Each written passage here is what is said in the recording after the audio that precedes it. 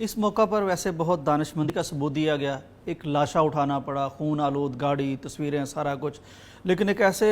وقت میں کہ جب پورے ملک میں صحابہ کرام رضوان اللہ علیہم اجمعین کے حق میں پرامن ریلیاں نکل رہی ہیں، اظہار جذبات یا اظہار ایمان ہو رہا ہے، تو کوئی نیگیٹو رد عمل اس کا نہیں آیا۔ علماء نے بلکہ یہی کہا کہ بھئی یہ ایک ایسا معاملہ ہے کہ اس میں ہمیں ملک بچانے کی طرف جانا ہے۔ لیکن اس کو یہ دیکھیں نا، اب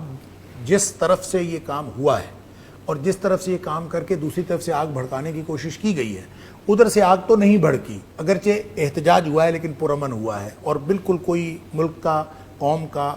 افراد کا کوئی نقصان نہیں ہوا۔ لیکن اگر یہ اس طرح کے واقعات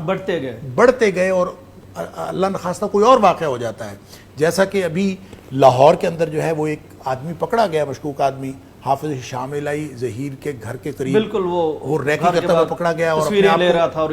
لے رہا تھا اور اس کے پاس جعلی نمبر پلیٹ والی گاڑی تھی اور اپنے آپ کو کسی ایجنسی کا افسر بتا رہا تھا۔ بعد میں پتہ چلا کہ وہ سارا کام اس کا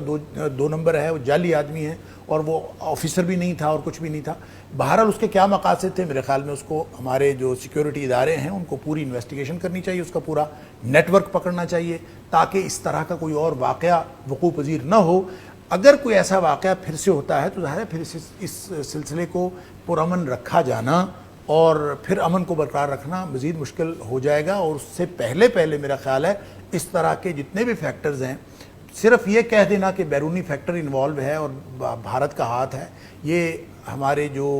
مسلکی اختلافات کی آگ کو بھڑکنے سے بچانے کے لیے یہ کافی جواز نہیں ہے اور کافی ثبوت نہیں ہے اور کافی کارروائی نہیں ہے۔ اس کے لیے سیکیورٹی اداروں کو اور حکومت کو اپنا کردار ادا کرنا چاہیے، اور جو بھی کوئی اختلاف پھیلا رہا ہے اور انتشار کی آگ کو بھڑکا رہا ہے، چاہے وہ انٹرنل ہے چاہے وہ ایکسٹرنل، اس کو اہمی ہاتھ کے ساتھ توڑنا۔ یہ بڑی اہم بات وزیر اعظم صاحب نے بیان دے دیا، بڑی اچھی بات ہے۔ بیرونی ہاتھ ہی اللہ کرے ہوں، ہمارا آپس کا اندر کا معاملہ نہ ہو، لیکن ان ہاتھوں کو بے نقاب کرنا، یہ جو اور